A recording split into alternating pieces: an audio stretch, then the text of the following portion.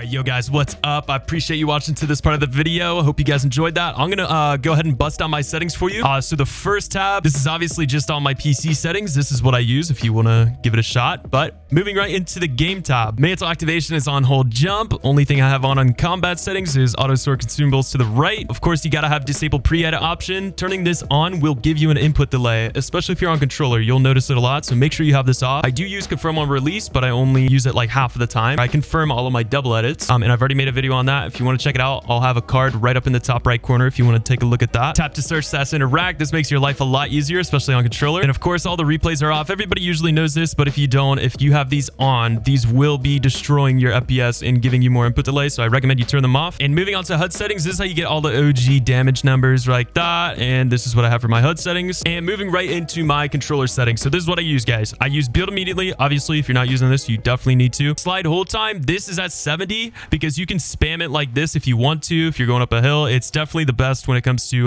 having like the best of both worlds, not trying to slide when you're just trying to crouch. So I definitely recommend 0.70. These two don't matter at all. And then of course, keep vibration off. If you play with vibration, man, like you're just a psychopath. It messes up your aim, and you definitely will get better crosshair placement if you get used to not using it. So definitely turn on vibration. Now for my sensitivity. So obviously I do use advanced options, but if you turn this off, then move both of these sensitivities down to 1, then turn your advanced options back on, you will be able to control your crosshair placement so much better. You got to give it a shot. It lets you play a little bit faster while also keeping that good crosshair placement. And it doesn't really matter what your X and Y is, but obviously for my horizontal and my vertical, I use 40%. This keeps it super consistent in between the two. And once you learn that muscle memory in between editing and pulling out your builds and aiming, makes it so much easier. So this is a godly sense. I definitely recommend you guys give it a shot. And I don't recommend you guys using any type of boosts for your horizontal and vertical because it can throw off your building and editing, especially your crosshair placement. So keep those off. And moving on to the ADS sensitivity, guys, if you're trying to hit beams like me, I'm telling you, man, use 11% on both, and also use a boost ramp time of 0.20 seconds. This makes it feel like you have more aim assist long range. Okay, so if you're trying to hit long range shots, especially whenever you're in game, like in battle royale, I'm telling you, it will help a ton. So give it a shot and tell me what you think. And of course, yes, I am on linear. And for my dead zones, guys, some people say that depending on the controller you use, your dead zone should be different. That's totally wrong. I have almost 20 controllers, and every single one of them, I have to use a 5 dead zone. I'm used to it. My crosshair placement is way better with it, and it doesn't matter if you're on a PS4, PS5, an Xbox, a newer Xbox, an elite controller like me.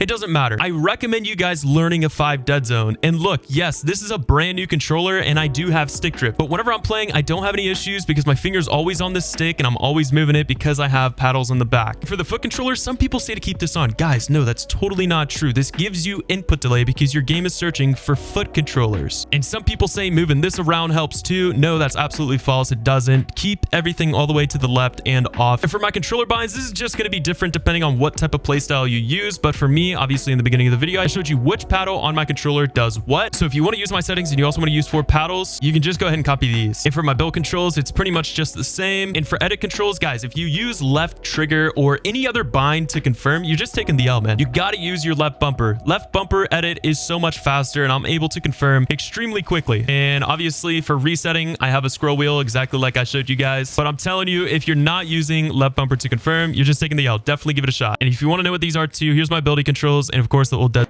And guys, listen, since you watched to this point, I want to know who the real ones are and who watches my full videos. So go down in the comments and comment the word purple. I'm going to give a heart to every single person that comments purple on this video. And I really appreciate you guys staying till the end. And guys, listen, Epic Games hates controller players, and I explain why here. Go click this video and I'll see you in there. I appreciate you guys. Much love. Peace.